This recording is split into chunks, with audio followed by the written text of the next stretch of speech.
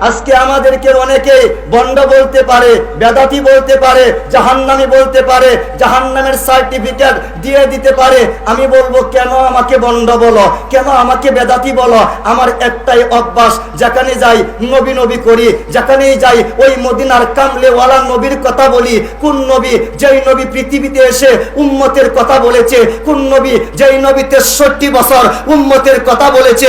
কোন নবী? যেই নবী আপন উম্মতের জন্য কলিজার টুকরা ইমাম হুসাইনকে কারবালার ময়দানে শহীদ করে দিয়েছে। কোন নবী? কাল কিয়ামতের ময়দানে আপনার ভাই বলবে নফসি, আপনার বোন নফসি, আপনার বাবা নফসি, আপনার মা বলবে নফসি নফসি, কিন্তু ওয়ানলি ওয়ান, একমাত্র আপনার নবী, আমার নবী, দুজাহানের বাদশা নবী কাল কিয়ামতের ময়দানে আরশে আজিমের খুঁটি মুবারক ধরে বলবে, রব্বি হাবলি উম্মতি, রব্বি হাবলি উম্মতি, রব্বি হাবলি উম্মতি। আমি আপনাকে দলাদলির কথা বলতেছি না, আমি আপনাকে ফেরকাবাজের কথা বলতেছি না।